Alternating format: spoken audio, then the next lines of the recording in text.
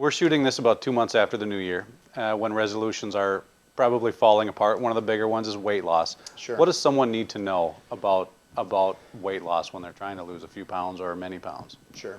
I think that first we have to understand caloric needs and caloric density, not about counting calories, because I rarely teach people how to count calories. It's about understanding that to make it very simple by category. If I were to tell you, if you ate 100 of these foods for the next 100 days, you could potentially lose at least 10 to 15 pounds of body fat. But if you ate these 100 foods, you can gain 10 to 15 pounds of body fat. And what happens is after the New Year's, people, they keep eating those foods that are so high in caloric density, thinking that they're getting their best source of protein from eggs, cheese, meat. And in reality, they're getting very poor nutrition. That would be good nutrition for rats, as I explained earlier, but not good nutrition for humans. So they're getting all this caloric density with very little fiber. So here's the rule of thumb.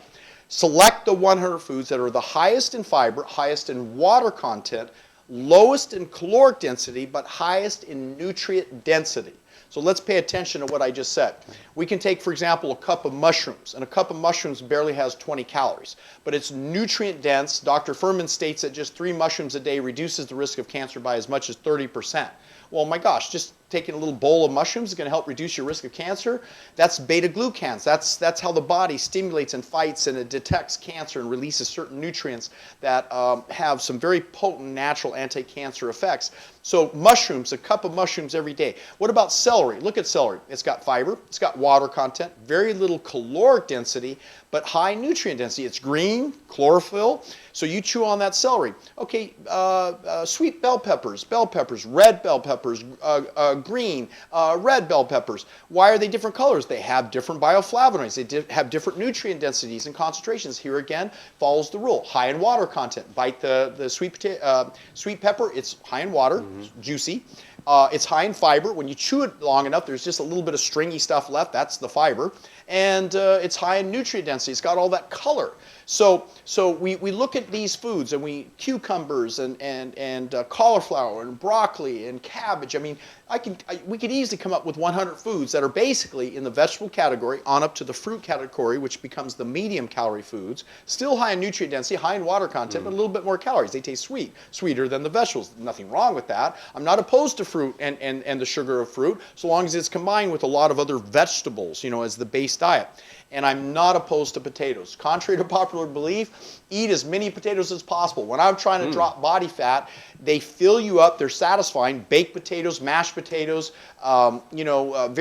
various ways, but I'll put chili salsa, because chilies, again, high in water content, high in nutrient density, have that nice taste to them, and a little bit of salt. I'm not opposed to salt. Read Dr. Bat Majlin's book, Our Body's Many Cries for Water. You have to understand, I read 272 books in the last year and a half. I mean, every day I'm reading, studying, researching, and all this information, I look at what I know and what seems to depart from what I do know, and then I look up that resource, and I don't discount it, because at one point, some studies were saying, well, avoid salt, avoid salt. I can really avoid salt. And then Dr. Bat Majlin set me clear. You need a little bit, about a teaspoon of salt per quart of water, and you need that natural salt in the foods to hold fluids into the tissues. So there's nothing wrong with a little bit of salt mixed into the whole diet. So I look at the nutrient density, then a lot of cauliflower, fruits, and then the next level of nutrient density becomes like beans and peas, high in fiber, but not much water content to them. So there's more caloric density. So when you eat a lot of beans and a lot of brown rice, they're going to maintain your weight. So you can have them, but just don't overeat them, right? And then you go up a little bit higher to avocados. Well, it's high in fat content, right? Avocados are low in water content. They're high in nutrient density, but because the fat content, they're the highest calorie thing of all the vegetables. So olives and avocados and nuts and seeds have a lot of calories. If you want to gain weight, you eat those things. Some people get too skinny, they eat more of those. But if you're trying to lose weight, why in the heck are you eating so much avocados, olives, and nuts and seeds and beans and rice, right? You want to be over here, the vegetables and the fruit, salads. I do a lot of a crock pot. I throw vegetables in and I cook them up in water, not in oils, but in water, and some spices and herbs and garlic, and the whole house smells wonderful. And I come home, just can't wait, and I eat bowl after bowl of, one of my favorites is gazpacho soup. It's tomato-based, And all these recipes are in my new book called The Delgado Diet. I have all these recipes, and you look them up and you say, oh, he meant that. That's the one I should be eating for weight loss. That one's well done. It's a good, tasty recipe. Try it out. We took 15 years to create the recipe book, hundreds of recipes from all over the world where the healthiest people eat, and then on up to the more dense things. And then if you're eating cheese and eggs and meat or even chicken and fish, there's no fiber. You chew it up, there's no fiber left. It just completely dissolves in your mouth after you've been chewing it for long enough. And it's all calories. It's got cholesterol permeated throughout the fish and chicken. It's just as high in cholesterol as red meat. So I don't tell people eat fish and chicken in place of red meat. I mean, you can eat a little red meat if you're going to eat fish or chicken. Just think of them as meat as one category, and don't overdo them. A small handful. Some people say maybe 3 times a week. That's not that you need it, but you should put a limit on how much you eat of it. So these calorically dense things, the most dense things is sugar and oils. Olive oil, corn oil, soft oil is so dense it thickens the blood. It's high in calories. Per cup, it's like over 900 to 1,900 calories in that range. Sugar is 900 to 1,000, 1,200 calories around there. Whereas remember that cup of mushrooms was only 20 calories. So you see, that's how the spectrum works. If you're going to lose weight, eat lots of salads, soups, and vegetables without the oil dressings. If you just go to a fat-free salad dressing, you'll save yourself 10,000 calories per month, which will save yourself about 2 pounds of body fat. You'll lose about maybe 10 pounds of body fat over the course of a year just going to a non-fat salad dressing. It's that simple. So my cookbook, The Delgado Diet, gives you these wonderful, tasty recipes that took us, better part of 15 to 20 years to put together. And I can tell you that I tend to overeat sometimes because I have a big healthy appetite. I lift weights and I love big bowls of food. But when I eat big bowls of fibrous, high water content foods, I'm satisfied. My tummy's satisfied. Sends a signal to my brain says I'm satisfied.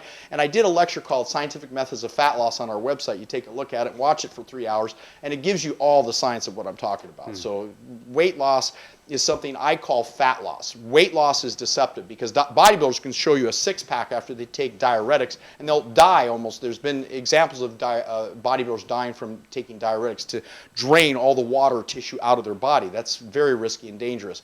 The natural diuretics would be like asparagus and watermelon and things. You can eat them in sensible quantities, and you're not going to die from eating asparagus or watermelon. You're going to die from taking Lasix and diuretics.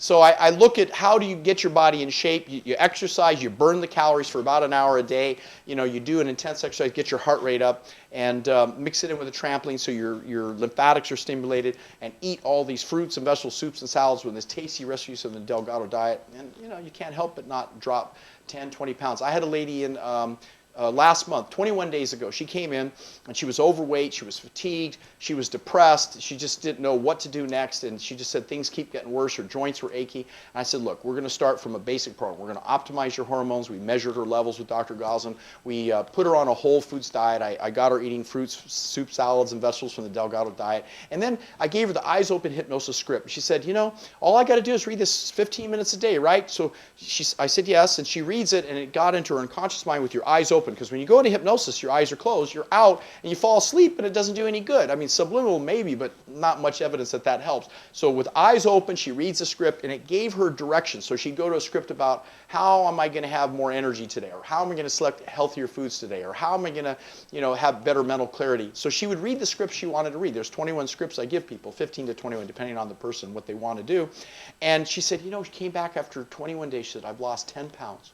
She goes, I feel great, my depression's gone, the supplements that you gave me are working. And she said, more importantly, I read that eyes open hypnosis script, and I didn't take it very seriously, but you told me, read it every day. And by the 7th day, I just noticed myself making conscious decisions of better food choices. I started finding myself ordering salads instead of the cake, eating more soups and vegetables, and eating more fruit, and just exercising more, and just doing the right things. Because you know what? Your biggest barrier to getting in shape is your mind. You do what you did, what you know from the past, and you think that's the correct way. Just eat little portions of food, even though they're meat, cheese, and eggs, little portions. You think somehow you're going to lose weight like Weight Watchers type portions. It's not going to work that way. Your body was designed to take in large quantities of fibrous water foods, and it'll be satisfied, and you'll be energized and get super nutrition while your cells get healthier, and then you'll get in shape.